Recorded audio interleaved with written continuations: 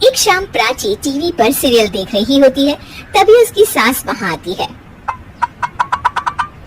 अरे सीरियल में तो ऐसे मग्न है जैसे आज रात का खाना पड़ोसी आकर बनाएंगे। मुझे पता ही नहीं था आपने अपने बेटे की शादी पड़ोस में भी की हुई है। हैं? मतलब? मतलब इस घर में सारा काम बहू ही करती है, आप तो सिर्फ खर्राटे मारती हैं। अच्छा जी, फिलहाल तो तुम आराम फरमा रही हो, चलो जाओ, ये मेरी टीवी देखने का समय है। इसलिए मुझे भगाया जा रहा है। सॉरी, अब तो बिल्कुल नहीं जाऊंगी। प्राची की इस बात पर दोनों सास बहू के बीच टीवी रिमोट के पीछे बच्चों जैसे छीना झपटी शुरू हो जाती है, जिसके बीच श्लोक भी काम से घर वापस आ जाता है। आज मेरी चूहे बिल्ली की जोड़ी किस बात पर झगड़ रही है? अरे तेरी बीवी मुझे टीवी ही नहीं देखने दे रही।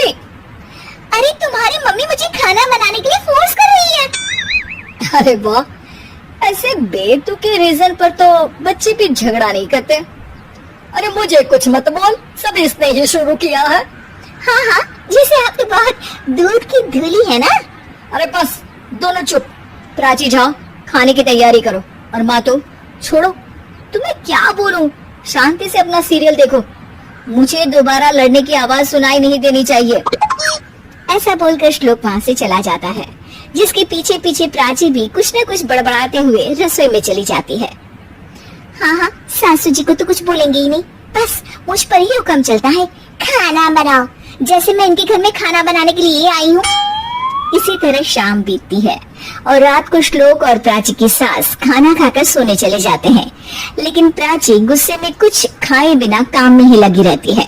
इस घर में किसी को घंटा फिक्र नहीं पड़ता, मैं खाऊं या भूखी रहूं। प्राची कुछ देर के लिए रसोई से बाहर जाती है और जैसे ही वापस आती है तो वहाँ दूध का भरा ग्लास देखकर हैरान रह जाती है। फिक्र पूरी है, बस दिखाना नहीं है। प्राची दूध पीकर सोने चली जाती है और अगली सुबह एक बार फिर सास बहू का कार्टून नेटवर्क स्टार्ट हो जाता है। ये तुमने ही किया है। अरे अजीब जबरदस्ती है, मैं बोल रही हूँ मैंने कुछ नहीं किया। दोनों ने मिलकर पूरे घर को पागल खाना बनाया हुआ है। यहाँ कोई नॉर्मल इंसान तो रह ही नहीं सकता, इसीलिए अब पड़ोसी क्या रिश्तेदार भी घर आने से कतराते हैं। और सुन बेटे, तू भी चंगा, तेरी माँ भी चंगी, तेरी बीवी भी चंगी, रिश्तेदार। हाँ जी, आपको नहीं पता क्या, गंगाधर ही शक्तिमान है, रिश्तेदार ही। हाँ, बस समझ गया। कभी जानवरों जैसे लड़ेंगी तो कभी जुगलबंदी करेंगी। भाई मैं आप दोनों के बीच में नहीं फंसना चाहता। सास बहू की इस मनमौजी जोड़ी से परेशान होकर श्लोक अपना सिर खुजलाता वहाँ से चला जाता है। चलो अब मैं भी कीर्तन में जा रही हूँ।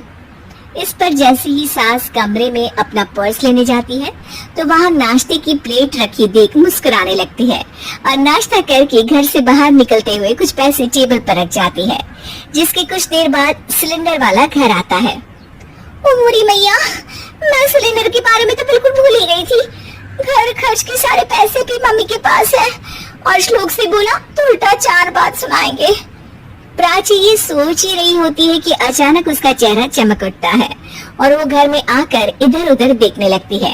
तभी उसकी नजर टेबल पर रखे पैसों पर पड़ती है, जिन्हें वो सिलेंडर वाले को दे देती है। ये सब श्लोक देख लेता है।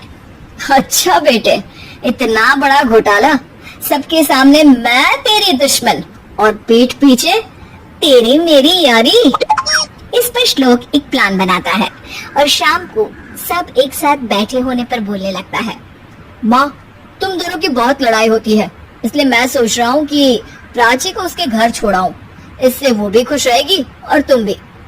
अचानक श्लोक की ये बात सुनकर सास बहू शौक से उसकी तरफ देखती है।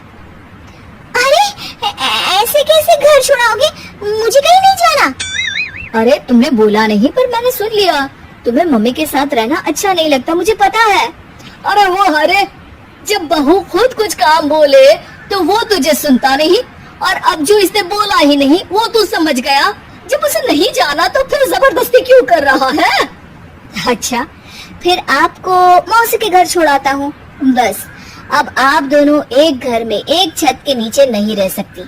मैं इस टॉम एंड जेरी की जोड़ी को और नहीं झेल सकता। है? ऐसे कैसे नहीं रह सकते? तुम्हें इतनी दिक्कत है तो तुम्हारा बोरिया बिस्तर पैक कर देती हूँ। लेकिन मम्मी जी कहीं नहीं जाएंगी। बिल्कुल यही सुनना था मुझे। अगर दोनों में इतना ही प्यार है फिर हर वक्त ये लड़ाई का नाटक क्यों करती हो?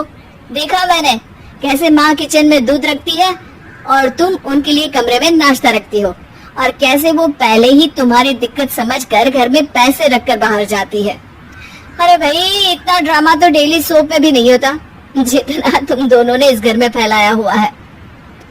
तू हमें टॉम एंड जेरी बोलता है ना, तो याद कर वो दोनों भी एक दूसरे को बाहर वालों की बुरी नजर से बचाने के लिए हमेशा सबके सामने लड़ते थे, लेकिन अकेले में दिक्कत के समय मदद भी तो करते थे। बस हमारा रिश्ता भी कुछ ऐसा ही है। और वैसे भी अगर सास बहू में तू मैं नहीं होती तो दुनिया वालों को कहानियां कैसे मिलेंगी?